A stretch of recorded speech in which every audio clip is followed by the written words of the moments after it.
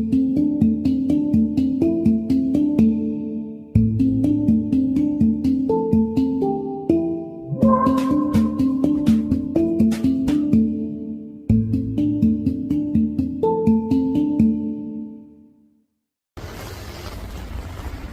mes plants de tomates, mon persil, je vais le retailler encore. L'aubergine me fait sa première fleur. Voilà. Et les plants de tomates sont tous en fleurs, donc je les fais trembler bien sûr, hein, avec la corde et sur la tige en soie. Donc ça c'est bien. À l'intérieur d'ailleurs, j'ai les premières tomates. Le joyau Huachaca, donc la mexicaine, qui est là. Voilà, tout se passe bien, les plants de tomates poussent bien. Je suis assez content. Donc tout va bien. Tout va pour le mieux. J'ai des gourmands, pas mal, tout ça à droite à gauche, mais je laisse un petit peu faire les choses maintenant. Parce que là, on ne peut pas tout retirer pour que ça tire aussi. Bon, je vois que l'endroit où j'ai mis la serre, mes plants de tomates sont quand même très fins, comparativement à tout ce que j'ai à l'extérieur et tout ce que j'ai en pot chez moi. J'ai encore une vingtaine de plants de tomates à replanter à l'extérieur. Là, je viens de ramasser donc quelques oignons. Voilà. Vous voyez les plants que j'avais mis là de courgettes, bouffés. Bouffés. Et pourtant, j'avais mis des grains bleus, mais voilà. Donc, les courgettes, eh ben, c'est pas l'année. Hop, j'ai des fourmis qui me grimpent sur la cheville. Les échalotes sont pas très belles. Vraiment pas. Ma blette continue à faire ses graines qu'il y a là. Et voilà, vous voyez, tout est vert et il pleut tellement, voilà. Je peux tondre à nouveau, c'est quasiment toutes les semaines. Eh bien, bonjour les amis. Bienvenue dans le potager du paradis. Eh bien, j'étais venu pour planter les plants de tomates que j'ai encore en pot, qui sont devenus grands, qui ont besoin d'être dehors. Donc là, je viens de faire un petit peu de taillage dans les plants. Tout se porte bien, le potager à ce niveau-là, donc ça va.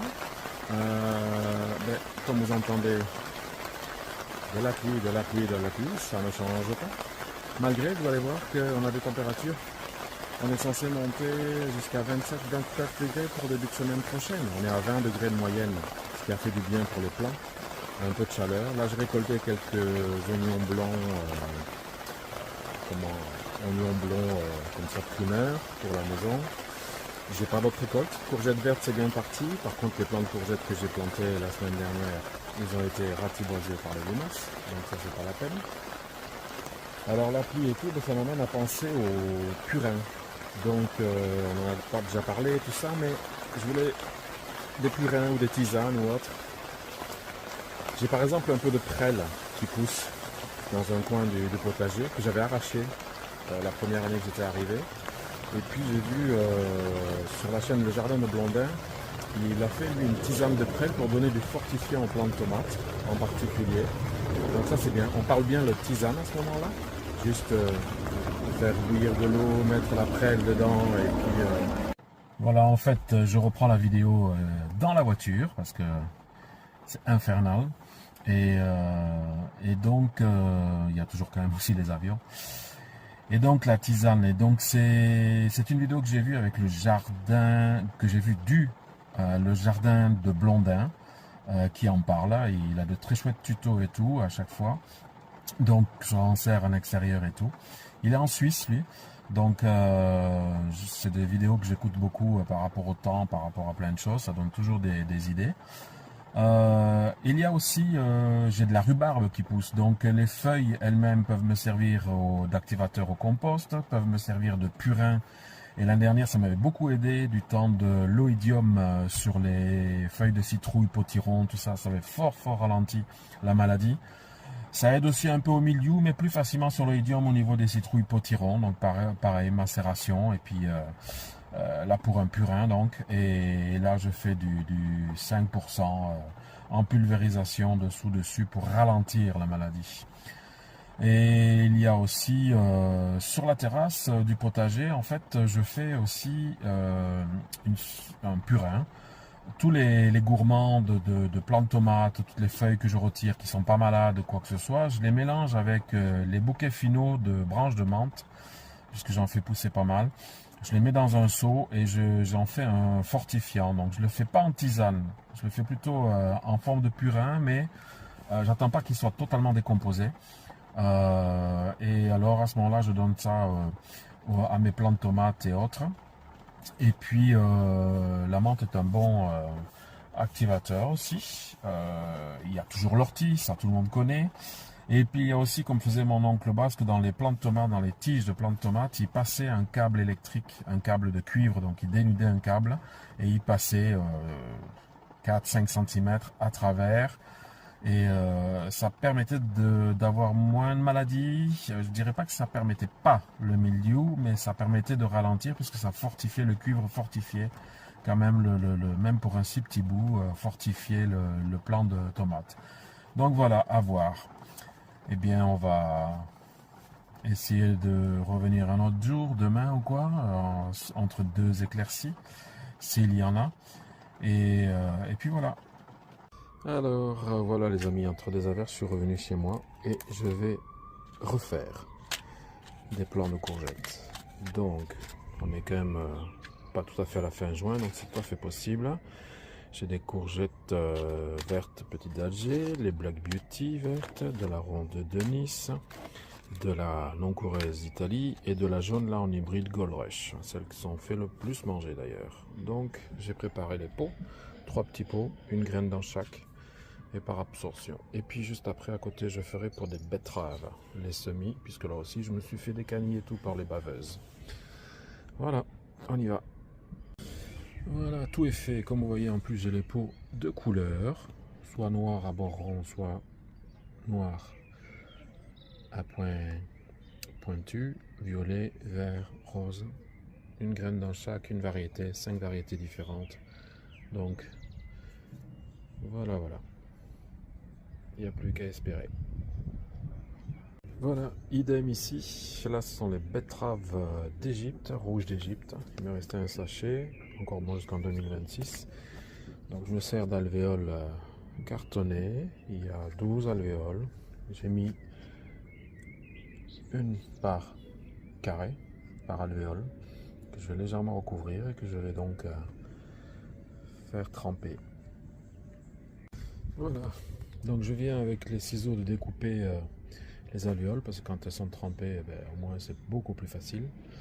Et comme ça, au moins, je pourrais replanter ça une fois que ça aura bien poussé plus facilement, les repiquer dans le potager. Allez, on continue. Eh bien, bonjour les amis. Nous sommes le lundi 24 juin. Il fait beau. Regardez-moi ça, ce beau soleil. Comme chantait Jocelyne, comme chante Jocelyne, soleil qui calerait. Bonjour à la Réunion, aux Antilles d'ailleurs, et bonjour, si je ne me trompe pas encore, Ecobine TV, donc le jardin Ecobine TV, très sympa, j'aime beaucoup. Et donc voilà, écoutez, je suis venu faire un tour au potager. Je viens de passer la débroussailleuse, ma petite débroussailleuse à batterie Bosch, parce que vous voyez la hauteur d'herbe. Bon, là-bas ça a été tondu par le voisin pour arriver à sa remorque, mais voilà, je viens de passer la débroussailleuse parce qu'on ne voyait plus rien. Et comme il fait beau, c'est à ce moment-là qu'il faut en profiter, parce que sinon ça va être le grand retour des limaces avec cette fraîcheur. J'ai la taupe qui est revenue il y a quelques jours. Mes échalotes que je trouvais pas très belles, elles sont quand même pas très belles, je trouve. Il y a eu tellement d'eau que ça pourrit sur place. Puis la taupe m'a fait quelques trous, donc j'en avais là, mais j'ai écrasé parce que je pense que les râteaux-pieds passent par là aussi. Donc voilà. Quelques petites fraises encore ramassées, mais c'était les dernières pour l'instant. Donc ça va. Les plantes de tomates, alors les petits moineaux qui font le tour là pour voir les insectes. Les plantes de tomates que j'ai plantées la semaine dernière, eh bien, il y a quand même des limaces qui sont montées dedans, mais ça va, ça se maintient. Bon, les plants de courgettes ont été zigouillés de chez zigouillés. Il n'y a plus, hein. Ça a disparu. Potiron, Donc c'est pas l'année des cucurbitacées, en tout cas dans le potager du paradis. Donc voilà. Il va falloir que je coupe aussi ce buisson de mélisse citronnelle, mais j'attends qu'elle soit en fleurs pour rameuter les pollinisateurs. Donc voilà. Et alors je voulais vous parler, j'avais commencé à en parler, j'ai parlé des apports organiques, toutes ces choses-là. Mais maintenant qu'il fait beau, c'est là aussi peut-être que les maladies vont arriver. Donc il y a aussi tout ce qui est prêle. Alors j'en ai qui, elles repoussent. Donc je vais y faire attention. Parce que sinon, j'avais passé le motoculteur dedans, c'est vrai. Mais hop, voilà. Du liseron, alors ça n'arrête pas. Hop, voilà. Et ça en trouve de partout, partout. Donc je disais, la prêle, antifongique aussi, pour l'oïdium, tout ça, ça peut être très très bien. Hop, voilà. Vous voyez, j'en ai là, c'est le coin du jardin où j'en ai. Donc je vais voir que... Voilà, j'avais arrêté parce qu'il y a des tons aussi qui passent. Donc ça fait... Je me suis fait piquer là. Je vais voir donc pour la prêle, pour la laisser pousser dans ce coin. Donc comme ça au moins j'en aurai et ça m'aidera pour le côté fongique, pour le côté stopper l'oïdium quand il va apparaître. Ça sera très bien comme ça. Les oignons rouges sont maigres aussi depuis le temps qu'ils sont là. Mais bon, on va bien voir. Donc il y a la prêle que j'ai qui pousse naturellement. Il y a les orties qui poussent naturellement. Donc ça aussi c'est très intéressant comme fortifiant contre le mildiou. Ça aide. En tisane au plant des tomates. En purin, en pulvérisation. Toujours 5-10% maximum. Mais 5% par litre, c'est déjà largement suffisant. Les aubergines, y en a une qui fait la tête. Mais bon, on fait comme ça. Bon, l'artichaut, lui, alors là, je vais peut-être rêver d'avoir un artichaut ici. J'en rêve, mais c'est vraiment un survivor, celui-là. C'est incroyable. Et alors, ici, la rhubarbe. Donc la rhubarbe, on ne mange pas les feuilles. La rhubarbe, vous posez les feuilles, ça se composte. Vous déposez les feuilles au sol, ça fait un bon apport pour la terre. Vous en faites un purin 500 grammes. Alors pour vous dire, 500 grammes en une feuille, deux feuilles, vous les avez. Parce que quand je vois les oreilles d'éléphant qu'il y a là, vas-y quoi. Donc on en fait aussi un purin. Et alors ça, je l'avais fait l'année dernière, je m'en étais servi comme purin pour ralentir fortement l'oïdium chez les cucurbitacées. Mais bon, cette année, cucurbi, à part les courgettes que j'ai relancé un semis de courgettes comme vous avez vu, ce ne sera pas l'année des potirons. C'était trop beau l'année dernière. Donc voilà. Alors pensez-y à tout ça. Regardez un petit peu sur votre... pour ceux qui ont des potagers, regardez un petit peu quand vous êtes là, ce qui pousse. Parce qu'on a beaucoup de plantes qui peuvent nous aider sur le plan naturel des choses. Oui, c'est pas comme la bouillie bordelaise en une fois et ainsi de suite, mais la bouillie bordelaise, elle a aussi ce principe que s'il pleut, il faut quand même en remettre. Après, bon, il suffit de laver les tomates, tout ça, il n'y a jamais personne qui s'en est porté malade, sauf de le boire ou de le manger, à ne pas faire. Donc, voilà. Donc je vais mettre les feuilles entre les buttes ici. Ça va permettre de garder l'humidité dans le sol au bas de la butte. Puis si les limaces viennent, je pourrai les ramasser et les envoyer plus loin. Donc voilà. Et parce que tout a l'air bien, hein. Tout a l'air de bien pousser. Ça se passe bien quoi. Je suis content. Donc voilà. Allez, on y va. Première courgette se montre aussi, courgette verte. Je sais pas si on la voit. Voilà, première courgette verte, ça c'est bien. Les courgettes vertes encore ça va. C'est le seul plant qui reste d'ailleurs. Tout le reste a été bouffé. Ah oui, puis j'ai le milieu est là. Alors ce qui est très étonnant, c'est que j'ai un plant de tomates qui est touché. Je sais pas la variété, je sais plus la variété. Donc je laisse pousser quand même. J'ai coupé toutes les feuilles, tout ça, mais Voilà, c'est celui-là qui est fortement attaqué. Donc les produits les plus rares à mettre. Voilà les amis, on est le samedi 29 juin. Là où j'avais les échalotes, je viens de retourner la terre, d'y rajouter du fumier en granulé de poule, de vache, du sang séché, de la corne, et j'ai fait 2 buts. Voilà, je monte une armature aussi parce que j'ai les plants de tomates à mettre là, mais il fait tellement chaud que je vais pas les mettre maintenant, ça ne sert à rien. Je reviendrai demain matin parce qu'il fait vraiment trop chaud.